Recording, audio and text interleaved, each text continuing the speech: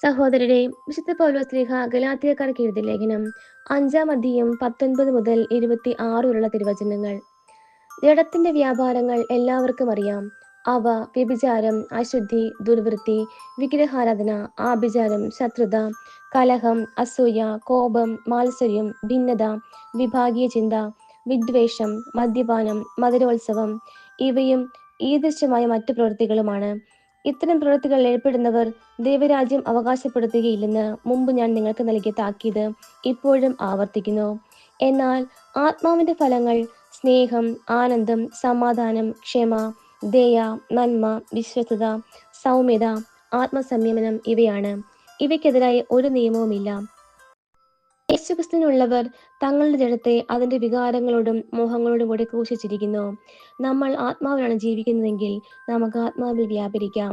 നാം പരസ്പരം പ്രകോപിക്കുന്നവരും അസൂയപ്പെടുന്നവരും വ്യർത്ഥാഭിമാനികളും ആകാതിരിക്കട്ടെ. നമ്മുടെ കർത്താവായ മിശിഹായ്ക്ക് സ്തുതി. സഹോദരരെ, വിശുദ്ധ ലൂക്ക എഴുതിയ സുവിശേഷം 3-ാം 7 മുതൽ 14 വരെയുള്ള തിരുവചനങ്ങൾ. ജ്ഞാനസ്നാനം സ്വീകരിക്കാൻ തന്റെ അടുത്തേക്ക് വന്ന ജനക്കൂട്ടങ്ങളോട് അവൻ ചോദിച്ചു, അണിലസന്തതികളെ, ആസന്നമായ ക്രോധത്തിൽ നിന്ന് ഓടിയകലാൻ നിങ്ങൾക്ക് മുന്നറിയിപ്പ് നൽകിയത് ആരാണ്? മാനസാന്തരത്തിന് യോജിച്ച ഫലങ്ങൾ പുറപ്പെടുവിക്കുവിൻ. ഞങ്ങൾക്ക് പിതാവായ അബ്രാഹമുണ്ട് എന്ന് പറഞ്ഞ് നിങ്ങൾ അഭിമാനിക്കേണ്ട. കാരണം ഈ കല്ലുകളിൽ നിന്ന് അബ്രാഹത്തിന് സന്താനങ്ങളെ പുറപ്പെടുവിക്കാൻ ദൈവത്തിന് കഴിയുമെന്ന് ഞാൻ നിങ്ങളോട് പറയുന്നു. വൃക്ഷങ്ങളുടെ വേരിന് കോടാൽ വയ്ക്കപ്പെട്ടു കഴിഞ്ഞു. നല്ല ഫലം നൽകാത്ത വൃക്ഷങ്ങളെല്ലാം വെട്ടി തീയിൽ എറിയപ്പെടും. ജനക്കൂട്ടം അവനോട് ചോദിച്ചു, ഞങ്ങൾ എന്താണ് ചെയ്യേണ്ടത്? അവൻ പറഞ്ഞു, 2 ഉടുപ്പുള്ളവൻ 1 ഇല്ലാത്തതിന് കൊടുക്കട്ടെ.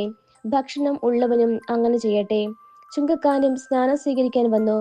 അവരും അവനോട് ചോദിച്ചു, ഗുരു, ഞങ്ങൾ എന്തു ചെയ്യണം? അവൻ പറഞ്ഞു, നിങ്ങളോട് ആജ്ഞാപിച്ചിട്ടുള്ളതിൽ കൂടുതൽ ഈടാക്കരുത്. പടയാളികളും അവനോട് ചോദിച്ചു, ഞങ്ങൾ എന്തു ചെയ്യണം?